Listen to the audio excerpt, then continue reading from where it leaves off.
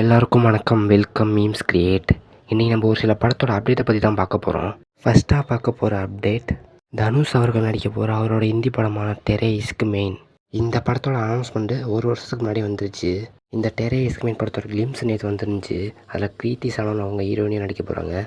ராஞ்சனா அட்ராங்கிரின்னு சூப்பரான படத்தை எடுத்து ஆனந்த் எல்ராய் டைரக்ஷனில் தனுஷ் அவர்கள் நடிக்க போகிற டெரே இஸ்க் மெயின். இந்த படம் இந்த வருஷம் செப்டம்பர் 28 ரிலீஸ் ஆக போகுது. தனுஷ் அவர்களை வச்சு ராஞ்சனா அட்ராங்கிரின்னு சூப்பர் ஹிட் படத்தை கொடுத்த ஆனந்த் எல்ராய். இந்த காம்போவுக்கு பயங்கர எக்ஸ்பெக்டேஷன் இருக்குது. இந்த படத்தோட ஷூட்டிங் சீக்கிரமாக ஸ்டார்ட் பண்ண போகிறாங்க. டாடான்னு சூப்பரான படத்தை கொடுத்த கணேஷ் கே பாபு அவர்கள் டைரக்ஷனில் ரவி மோகன் அவர்கள் நடிச்சிட்டு இருக்கிற அவரோட 34வது படம். இந்த படத்தோட ஃபர்ஸ்ட் லுக்கும் டைட்டில் டீசரும் காலையில் வந்துச்சு. Title karate Babu.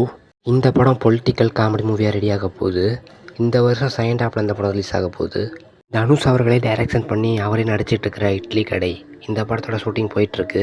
இந்த படம் ஏப்ரல் 10 வரப்போகுதுன்னு முன்னாடியே போஸ்டர் விட்டு அனௌன்ஸ்மெண்ட் பண்ணிட்டாங்க. ஆனால் இப்போ இந்த படம் போஸ்ட்பாண்ட் ஆக போகுதுன்னு சொல்லிட்டு இருக்காங்க.